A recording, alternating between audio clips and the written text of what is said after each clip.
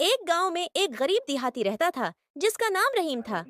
रहीम एक सीधा सादा इंसान था जो अपनी जिंदगी को बड़ी मुश्किलात और मेहनत से गुजारता था। उसके पास एक छोटी सी झोपड़ी थी जिसमें वो अपनी बीवी और दो बच्चों के साथ रहता था। रहीम के पास जमीन का एक छोटा टुकड़ा था जिस पर वो खेती बाड़ी करता था, लेकिन जमीन इतनी जरखीज नहीं थी कि वो अपनी जरूरियात पूरी कर सके। रहीम दिन भर अपनी जमीन पर काम करता, मगर फसलें हमेशा कम होती थीं।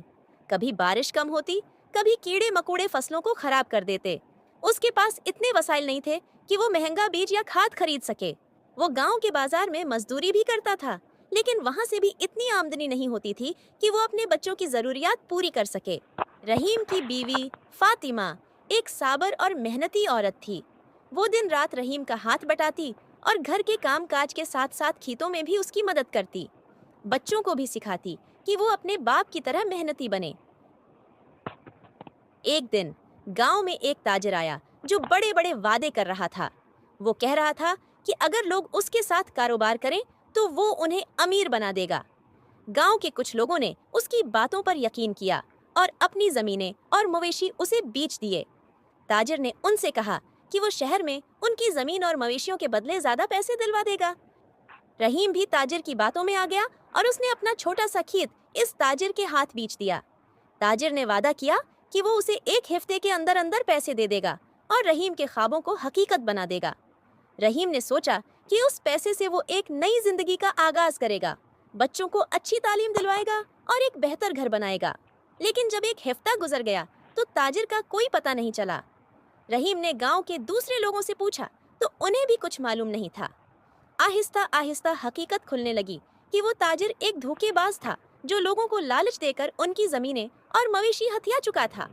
रहीम अब बेरोजगार था और गांव के लोगों के सामने शर्मिंदा था। वो अपने बच्चों और बीवी के लिए रोटी भी नहीं खरीद सकता था।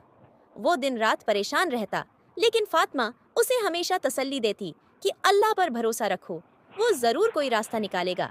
एक दिन गांव के बुजुर्ग रहीम के घर आए।